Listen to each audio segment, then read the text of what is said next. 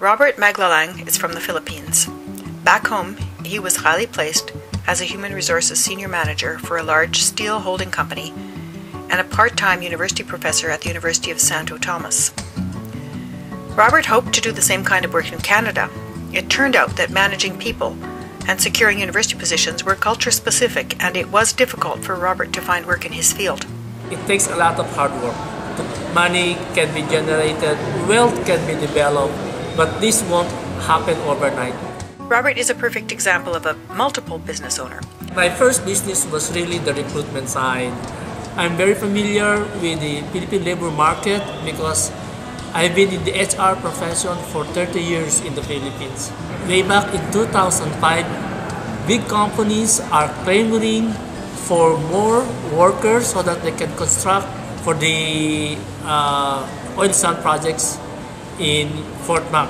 I started approaching businessmen whether I can provide them with skilled and English-speaking workers from the Philippines. I have brought about 80 to 90 skilled workers. He then started a restaurant called Little Asia Noodle House so the foreign workers would feel more at home with access to food from their country. So my wife has a 60-year-old restaurant in the Philippines that exists up to this time. When we moved here, she first worked at Boston Pizza for a year, and then Smithy's Family Canteen for another year. And then after that, I told her maybe she has learned the ropes. We can put up a small restaurant so she can continue with her passion for cooking in this mall because it's just across the place where we live. Now his busy restaurant attracts people from all cultures and culinary preferences who rave about the food and come back for more. What else do you do within the Filipino community to promote your various businesses? I engage in small group discussions with them. I attend parties. There was a time I organized a small group gathering so that we can put up a cooperative. Robert says it is to the advantage of any cultural group to form a cooperative for money remittance to and from their country. A group has more credibility than an individual when it comes to money matters. So we can run a gasoline station, a small bookstore, a small Filipino store that would provide Philippine handicrafts. That would be part of my umbrella cooperative store that I plan to maybe in a year's time. Do you hire relatives and friends in your business? Just one, because I believe it's more professional if you do not put family members in the business. Well, of course, my wife, she's the manager of the Little Asia.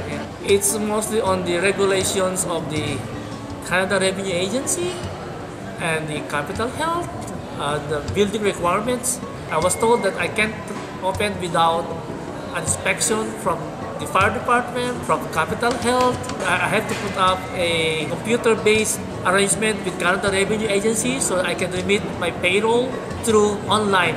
That's something which we are not very familiar in the Philippines. Online? Online, yeah. How do you find employees for your business?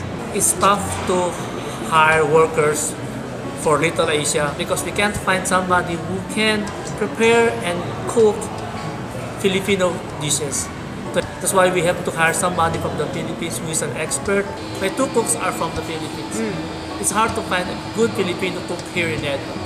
And so how do you manage your employees? We get our employees engaged in the way we would be running our business.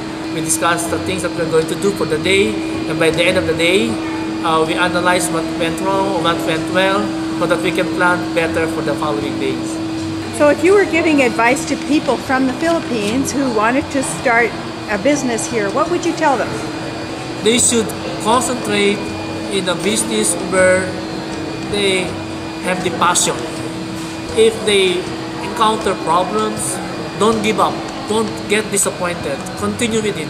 Have that ambition that someday you'll be owning a very progressive business too. We are from the Manila area, the capital of the Philippines. We cook differently as compared to the food that are cooked in the different parts of the Philippines.